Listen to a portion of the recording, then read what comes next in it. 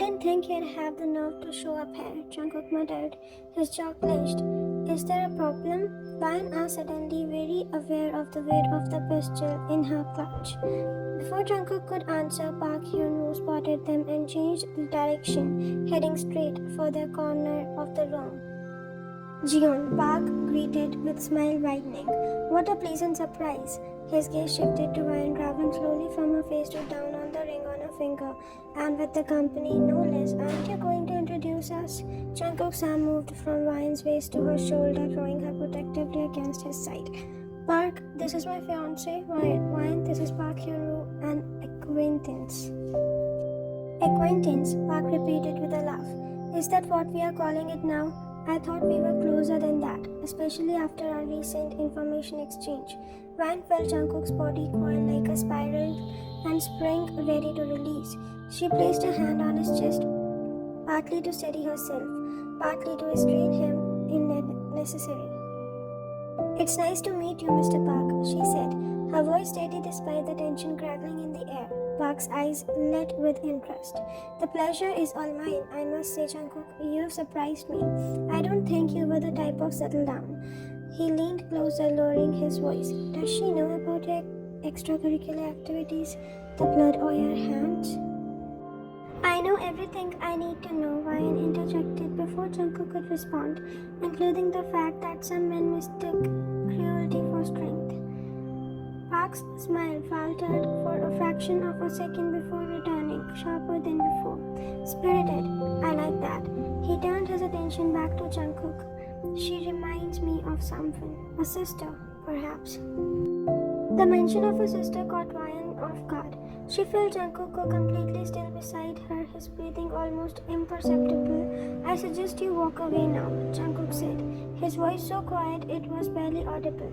While you still can.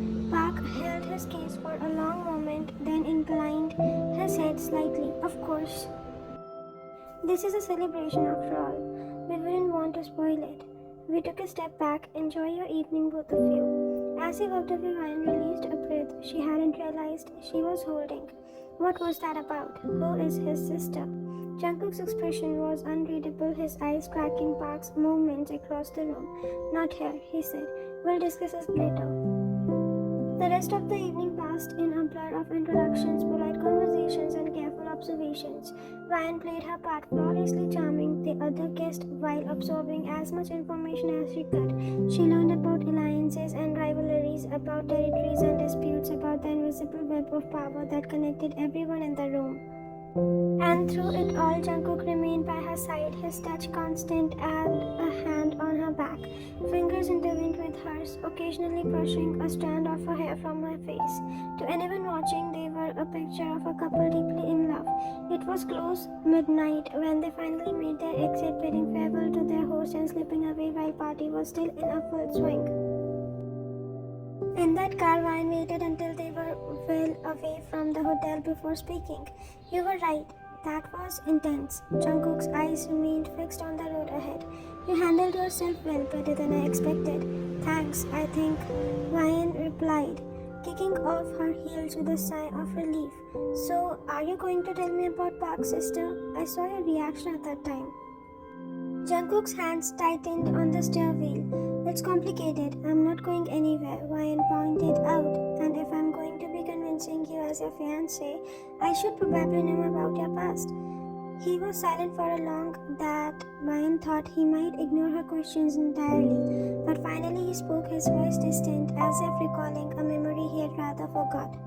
Her name was Suman, Park's younger sister. He paused, jaw working. We were involved briefly before the Black Swan Syndicate became what it is today. Ryan turned in her seat to face him. What happened? She was caught in the crossfire during a territorial dispute between her brother and another group. Jungkook's expression hardened. She died in my arms.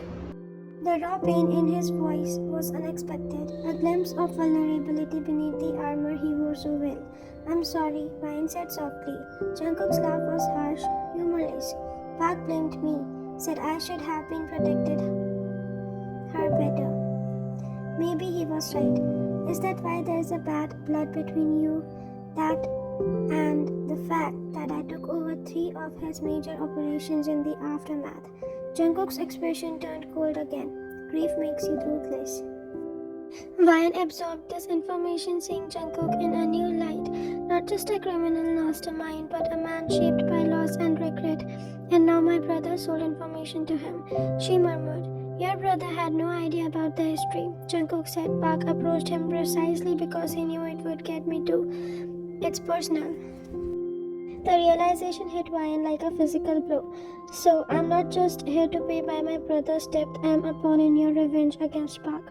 Jungkook glanced at her, his expression unreadable in the darkness of the car. You're more than that. Am I? Ryan challenged, anger rising within her, because it seems like I've been thrown into the middle of the war I know nothing about. The car suddenly swerved to the side of the road, coming to an abrupt stop on the shoulder. Jungkook turned to face her fully, his eyes intense in the dim light. Listen carefully, he said, his voice was low. Yes, your presence in my life complicates things for Park. It signals to him and others that I have moved on, that I'm stronger than before. But that's not why you are here. Then why am I here? Ryan demanded. What do you really want from me? Jungkook reached out, his hand cupping her cheeks with surprising gentleness. I told you last night something real, something that can't be thought of, intimidated, or negotiated. His touch burned against her skin, sending a shiver down her spine that had nothing to do with fear. I don't believe you, she whispered. You will, he replied, his thumb brushing across her lower lip. In time, for a moment, Ryan thought he might kiss a part of her that she wasn't ready to acknowledge, wanted him to. Instead of him withdrawing his hand and turned back to the road, starting the car again. We should get home, tomorrow will be a long day. The rest of the drive passed in silence, each lost in their own thoughts. But as they approached the gate of Black Swan Estate, Jungkook's phone rang, the sound shattering the quiet. He answered with a curt word. His expression darkened as he listened to the caller. When? How many? No, secure the location, I'm on the way. He ended the call and immediately made up a sharp U-turn, accelerating back towards the city. What's happening? Ryan asked, alarmed by sudden change. There's been an attack on one of our warehouses, Jungkook replied, his voice tight with controlled fury. Park didn't waste any time. An attack. Are people hurt? 3 of my men are dead. Jungkook's knuckles were white on the steering wheel. This is a declaration of war. Ryan's heart raced with fear and confusion. What about me? Should I go back to estate? Jungkook shook his head. It's not safe. Park's men could be watching. You stay with me. But this isn't a negotiation, Ryan. He cut her off.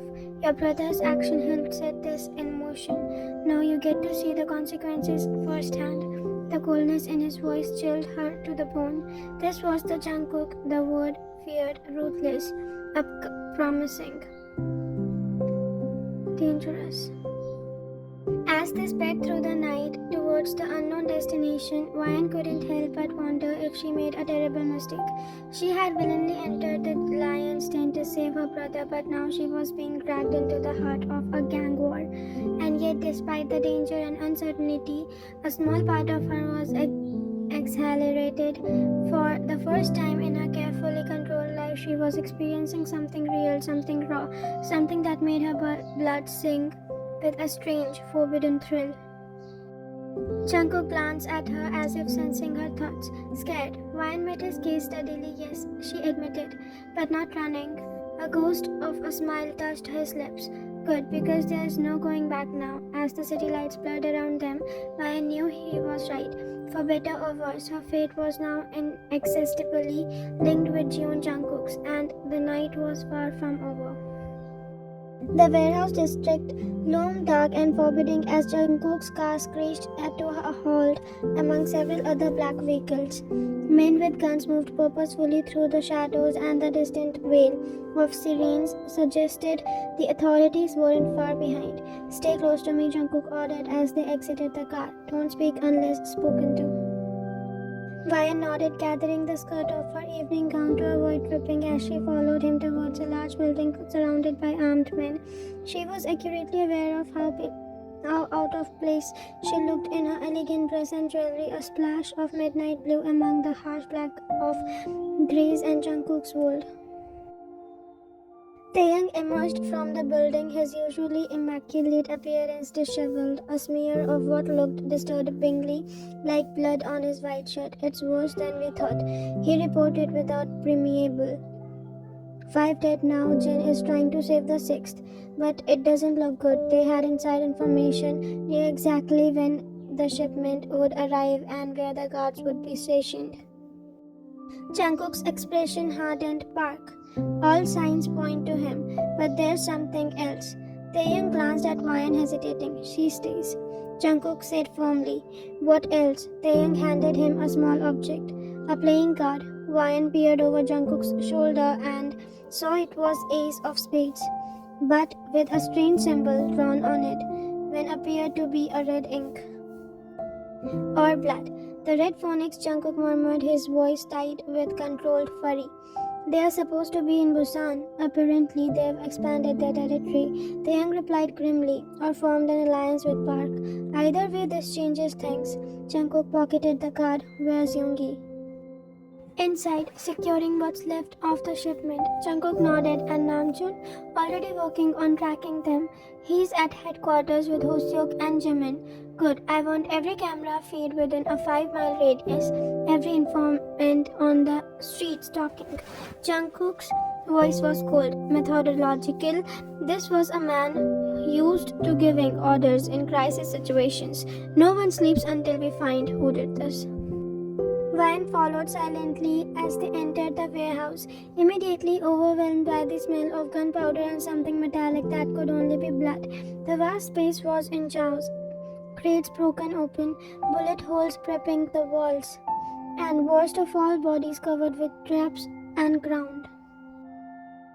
Seokjin knelt beside one of the wounded men, his hands working quickly to apply pressure to what appeared to be a gunshot wound to the chest. The man's breathing was labored, his face pale with shock. "Can you save him?" Jungkook asked, crouching beside Seokjin. "If the ambulance gets here in the next 5 minutes, maybe." Seokjin, usually cheerful, faced with grim. They knew what they were doing. "Cook. This wasn't random." "I know." Jungkook's gaze swept the warehouse. "What did they take?" "That's the strange part," Yoongi said, approaching them with measured steps. His calm demeanor was belied by the dangerous glint in his eyes. "The weapons shipment is untouched. They only took one thing, the package from Beijing."